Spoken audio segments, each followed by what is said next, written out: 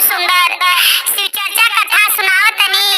हमरी कथा के आप सब शुरू से लास्ट तक सुनाम आ सुन के कमेंट बॉक्स में बताई कि हमार कथा सुन के आप सबके गुरबैना कैसा लगल बाटे और कमेंट बॉक्स में हर हर महादेव लिखो। देखी एगो तोता बने कैसे एक लड़की के बाप बन गइल बाने। आप सब हमारी कथा के शुरू से लास्ट तक सुनाम तब्बे जानम कि तोता कैसे लड़की के बाप एक इंसान के बच्ची के कैसे बाप बन गइल बाने। आप सब हमारी कथा के सुनी। देखिए एक गांव रहल, ओ गांव में पति पत्नी लोग रहल। ओ गांव में पति पत्नी लोग रहल, उनकरे दूगो बेटी रहली। उनकरे दूगो बेटी रहली। अब देखी इनकरे पति देव की यह रहल कि बस हमरे बेटी वाली हमारे इतना धन दौलत, इतना हमरे धन दौलत बाटे, इतना हमार धन दौलत के हमरे मर गइले के बाद एके देखभाल करे के रही। देखी बेटी से खुश ना रहले उनकर पति देव। देखी फिर इनकर पत्नी कुछ समय के कुछ दिन के बाद फिर गर्भवती भइली। फिर गर्भवती हो गईली। कहत नहीं इनकर पति देव का कि बार बार तू बेटी की ही जन्म देत बालू, अब की हमके बेटा चाहिए। काली देखी अपने पति देव से कहत अली देखी कि अपने हाथ में नान बाटे कि हम कि आज हमके मालूम चले कि आज बेटा के जन्म दे मैं की पारी की बेटी के जन्म दे। अरे जौन ऊपर वाले लिखले रही जौन किस्मत में लिखल रही उ होई। कहने ना हमके चाहिए तो बेटा के जन्म चाहिए, हमके बेटी ना चाहिए। देखी इनके कहली इतना बात अपने पति देव से कहली। पति देव कहले कि ना हमके बेटा चाहिए। कहली ठीक बाटे। देखी ओ बारी ते बेचारी मंजूर करके अपने कुछ सोचली विचारेली ना, लेकिन अपने जीवन में दुख के बारे में सोचत रहली। लेकिन फिर 9 महीना के गर्भ से उनके फिर बेटी ही पैदा भइली। फिर बेटी पैदा भइली। जब बेटी पैदा भइली बेचारी सोच में रह गईली कि अब हमार पति देव का करिए हमरे साथे, कि लड़की के फेंक दिए कि रखिए कि का करिए। देखी उनकर पति देते थोड़ा स्वीकार कहने कहने आपकी पारी तो फिर लड़की की ही जन्म देहलू। लेकिन 3 बेटी हो गईली। अगर तोरे गर्भ से अगर बेटा के जन्म ना भइल तो हमार दूसर शादी भी करे। अगर बेटी के जन्म देबू तब लड़की के अब हम खुद के लड़की के हम मुआ के फेंक देब कि लड़की देखी बेचारी तो इतना कहली अब का करी हमरे कुछ समझ नहीं आवता। बेचारी अपने दुख के बारे में सोचत रहली। जब अपने दुख के बारे में सोचत रहली फिर 3 तो वो बेटी तो हो गईली। फिर कुछ दिन के बाद फिर उनकर औरत पत्नी फिर गर्भवती भइली। तो उनकर पति देव का कहतने फिर बाटे त हमके बेटा के ही जन्म चाहिए। 3 गो बेटी के जन्म दे भइलू, अब की हमके बेटा चाहिए। आखिर में है जौन धन दौलत बाटे हेकर हमन के मर गइले के हमरे बाद एके देखभाल करे के रही। बेटी ना रही ने बेटी की ही बार बार जन्म देता लू। अब की अगर बेटी के जन्म देबू तो तोके हम घर से बाहर कर दे, हम दूसर शादी कर ले। अगर बेटी के जन्म देबू तो अपने बेटिन के लेके तू हमरे नगर से तू निकल जाइह। देखी अब सोच में बेचारी पड़ गईली। अब का हम करी। उनके पति देव के देखी बेटी पाके खुश ना रहने, लेकिन मजबूरी में गांव गड़ा कि का के मजबूरी में अपने पत्नी के स्वीकार करके रखले रहने। बेचारी अब सोचे लगली कि कहत ने हम तो के छोड़ दे कर बेटी के भी छोड़ दे। अब केहू के हम बात ना सुनम। देखी काहे सुन के इतना धन दौलत रहल, उस धन दौलत के लिए बेटा है के ही उ चाहत रहने बेटी के ना कि बेटी। देखी आजकल गुरबैना बेटी या बेटा में कोनो फर्क ना बाटे। बेटी भी चाही तो धन के रख सकेले, बेटा भी चाही तो। लेकिन देखी बेटी भी रह के बाप के सेवा बाहतारी के सेवा कर सकेली, बेटा ही ना। तो देखी लेकिन उनके बाप के लड़की को बाप के ना। देखी अब बेचारी फिर भैली गर्भवती।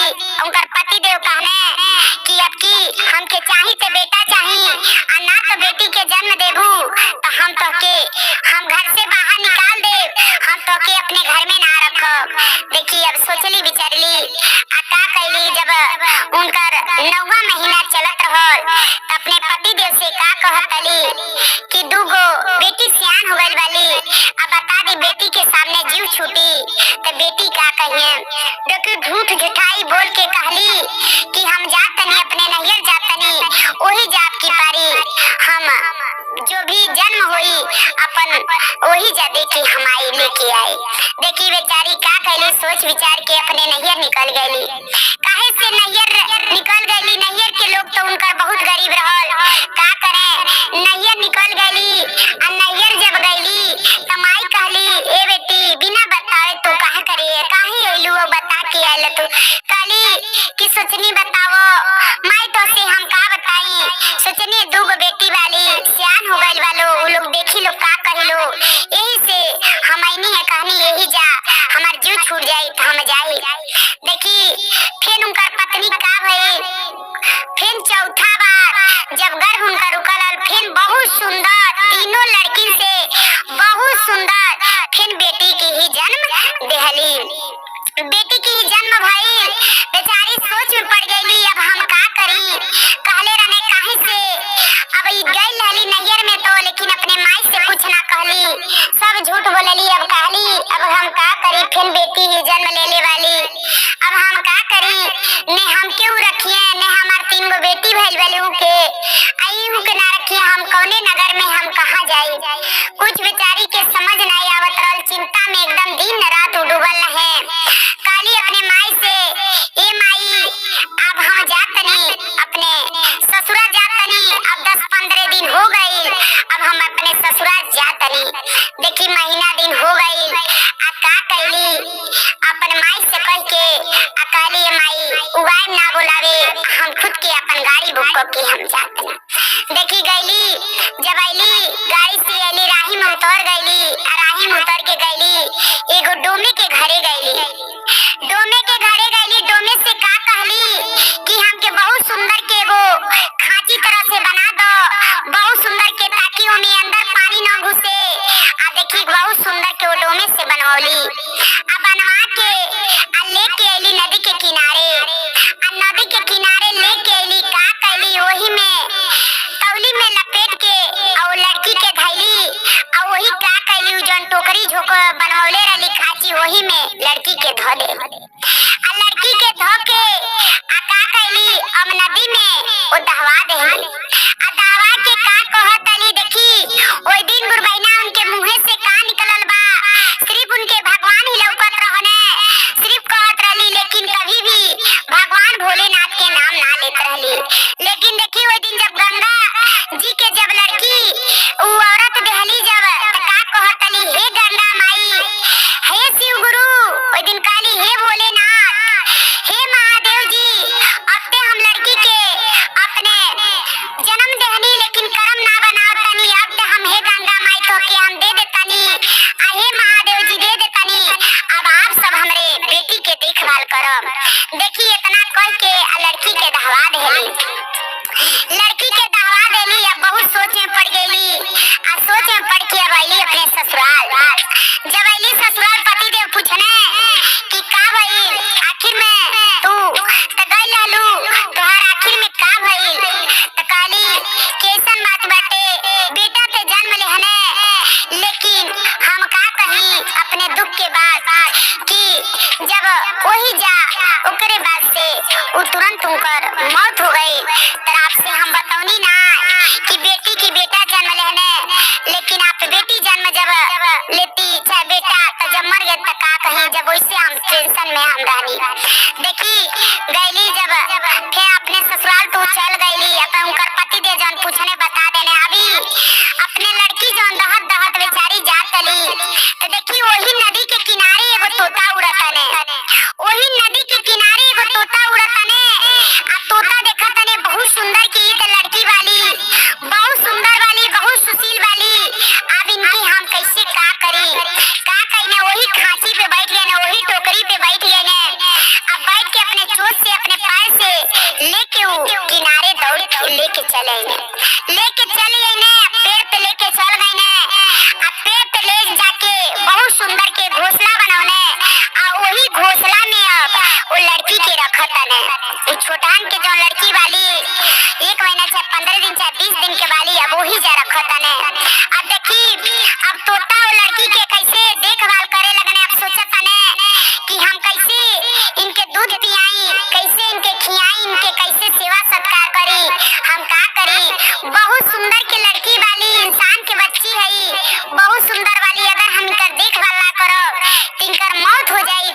सोचा तने। देखी केहू अपने बेटा के दूध पियावत रहल। जब दूध पियावत देखो तने केहू अपने दूध लइका के दूध पियावत नेपुल के दूध धरौले बा। तोता देखा तने ध्यान लगा के आ का कइने तोता तुरंते का कइने नेपुल के दूध लेके उड़ गइने, छीन के लेके उड़ गइने आ ले जाके अपने अब वो लड़की के ले जाके वही पेड़ पे पियावत तने। देखी ऐसे तोता खाए के व्यवस्था करतने। अब देखी लड़की के वो पहने के व्यवस्था कैसे करे। बाजार में कहीं भी मार्केट लगल रहे, जहाँ भी रस्सी पे कपड़ा पसारल रहे, जौन सुंदर लगे वो का करे अपने चोंच से दाबे लेके उड़ जा। ऐसे लड़की के वो पहनौने ओढ़ौने धीरे धीरे तोता देखभाल कइने सियान लड़की हो गईली, बहुत सुंदर लड़की रहली। अब देखी तोता सोच विचार में हो गई ने, अभी बहुत सुंदर वाली सियान हो गई वाली, अब इनकर हम देखभाल कैसे का करी, अब हम का करी। तोता चिंता में रह गई ने, कहने ठीक बा तू यही पेड़ पे रहियो, हम जा तनी तोहर खैले की व्यवस्था को के आवत तनी। देखी वही दिन उ का कइली लड़की वही पेड़ पे बैठ के अब बाल झाड़त रहली। सब तोता कंघी है ना जोन क्रीम पाउडर सब कुछ रहल, सब कुछ लेके आवत रहने अपने चोंच में अपने पैर से लेके आवत रहने। देखी अब कोई के गई ना कि यही पेड़ पे तू रहियो, हम आई तो तोके लेके आवे। जवन देखी अब तोता के उड़ गई ने, आज जब तोता उड़ गई ने वही पेड़ पे लड़की बैठ के बाल झाड़त रहली। बाल झाड़त रहली वही नगर के एक ना वही नगर के जौने नगर में वो जंगल रहल, वही नगर के वही गांव के एक राजा वही जंगल के परी जात रहने। देखी वही जंगल के परी जात रहने तब बाल झाड़त रहली तो राजा के उ लइका जौन रहने तो सोचने कि यही पेड़ के तरह हम रुक जातनी, यही पेड़ के तरह हम रुक जातनी और रुक के कुछ आराम कर लेतनी तब हम आगे बढ़ब। देखी का भइल वही पेड़ के तरह रुकल रहने, लड़की ऊपर से देखत रहली लेकिन कभी इंसान क्यों देखले ना रहली, तू का करे। लेकिन जैसे बाल ओल झाड़त रहली तू जो राजा के बेटा उ पेड़ के नीचे बैठल आने उनकरे ऊपर बाल गिरत रहल। जब बाल गिरत रहल तो सोचत तने कि कहां से इतना लंबा लंबा बाल गिरता, आखिर में कहां से गिरता। सोच में पड़ गई ने राजा के बेटा। जब पेड़ पे ताकत तने तब बहुत सुंदर के ऊपर लड़की बैठल वाली कहत तने राजा के बेटा का कहतने तू काहे पेड़ पे बैठल वालू, पेड़ से नीचे उतर, तू काहे आखिर में पेड़ बैठल वालू, तू के हऊ हमके बता सकेलू काहे से। देखी अब वो लड़की पेड़ पे से उतरली, उतर के आज उनसे राजा के बेटा पूछत तने तब बतावे लगली कहतली हम ना चिन्हतनी, हम ना जानतनी। तब पूछने कहे तू पेड़ पे रहेलू त हमार पापा हमार बाप तोता हमें उहे हमके जन्म देले बाने, उहे हमके सेवे ने पोसे ने आ कहे ने जब जाने त कहे ने यही पेड़ पे तू रहियो, तो ही से यही पेड़ पे हम रहेनी। राजा के बेटा कहतने कि ऐसन बात बा उ कहां बाने। तब तक देखी तोता उड़ के ले आवत तने तो देखत तने इते एक बहुत सुंदर लड़का हमरे बेटी से बात करत तने, बहुत सुंदर लड़का हमरे बेटी से बात करत तने। तोता के देख के बहुत खुश भइने, तोता देख के बहुत जब खुश भइने तो सब बात ही राजा के बेटा से पूछे लगने, सब बात ही राजा के बेटा से पूछे लगने। राजा के बेटा सब बात बतौने, कहने ऐसन बात बाटे हमार दूगो शादी हो गइल बा, दूगो शादी हो गइल बा, लेकिन आप कहबो तीन से हम शादी कर लेब, इनकर बहुत अच्छा से हम देखभाल करब। कहने तोता कि ऐसन बात बाटे कि हम लड़की के कोनो दुख होखे ना चाही तब आपके हम तोहार हाथ पकड़ाई। कहने राजा के बेटा कहने ठीक बा, गईने अपने बाप से पूछने राजा के बेटा।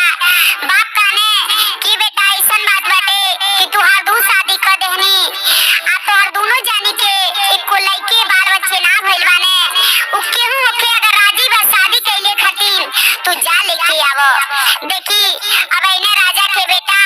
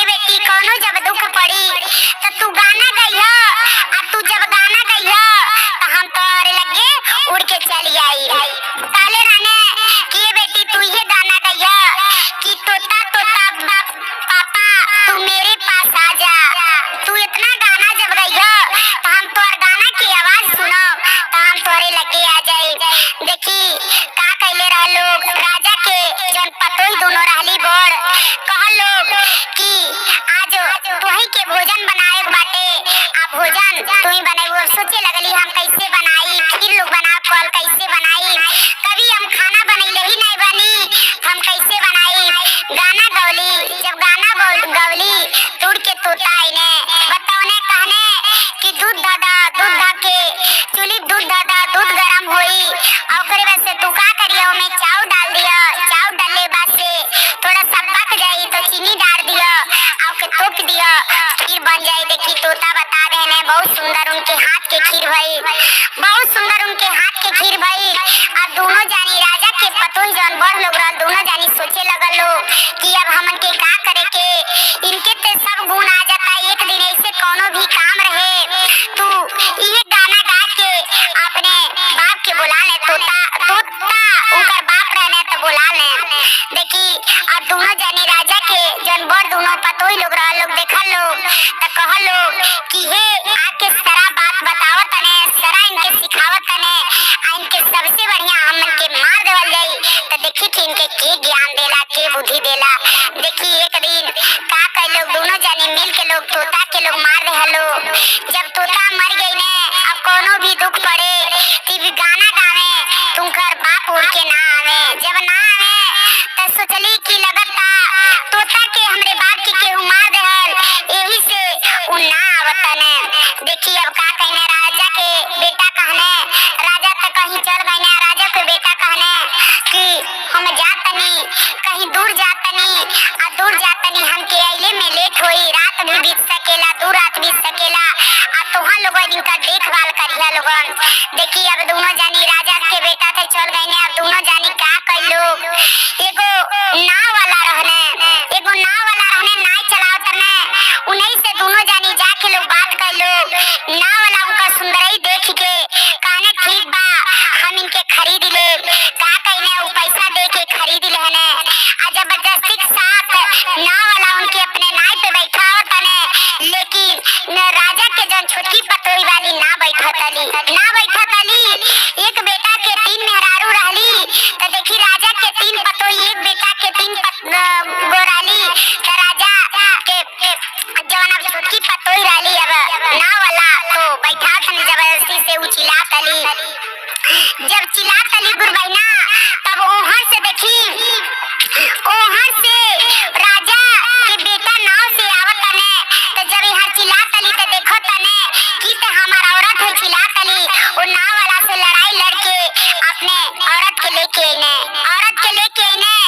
कहने काठे के बक्सा बनवाने वही बक्सा में पैक करके लेके आईने कहने आके अपने दोनों औरत से का कहतने कि कहां गईली हूं।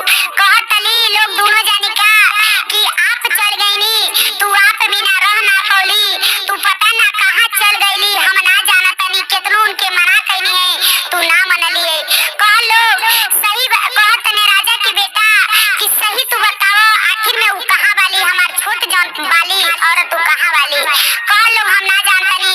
कहने उ का कहतने कि ठीक बाटे हम का कहने उनके बक्सा से निकलने आ सामने लेके आईने आ तीनों जानी के का कहने कि जेकर हम बहुत बड़ा परीक्षा लेतनी आगी धरौने आ कहने जे आगी पे चली जे सच के बोली ते बच जाई जना। देखी उ लोग तीनों जानी लोग आगी पे एक साथे लोग चलल लो। जब तीनों जानी एक साथे आगी पे लोग चलल लो तो दो जानी जल गए लो। आई जानी इनकर छोटा औरत रहली ई झूठ ना बोले रहली तो देखी बच गईली। तो देखी महादेव जी के काहे से उ तोता के तोता ते बाप बन गईले। लेकिन जवन उनकर माई रहली तो जब गंगा जी में उ देहली तो कहली हे महादेव जी, हे भोलेनाथ, हे शंकर भगवान, हे गंगा माई अब तू हमरे लड़की के देखभाल आप सबन करब। तो देखी महादेव जी रक्षा कैले बने। अब उहे उनकर औरत राजा के उहे पतोही बन गईली और उहे भर उनकर एगो मेहरारू बन गईली। अब उन्हीं के गर्भ से बहुत सुंदर बेटी बेटा सब पैदा भइले, राजा के देखभाल होखे लगल। तो देखी गुरबैना जी अगर दिल से भगवान के मानो तो भगवान उनकर मनोकामना जरूर पूरा करिए। देखी शुरू में तो ना नाम लेली जब लेकिन लड़की के जब लड़की के गंगा जी में देहली तो ही जब महादेव जी के नाम लेली, गंगा माई के नाम लेली तो देखी महादेव जी लड़की के शुरू से लास्ट कितना बढ़िया से रक्षा कैले बने। अब वो लड़की के कितना अच्छा घर द्वार मिल गइल बा। अब चैन से वो लड़की वाली ताप सब गुरवैना महादेव जी के हमेशा नाम ले, शंकर भगवान के हमेशा दिल से मानो, जे भी भगवान के होई। हर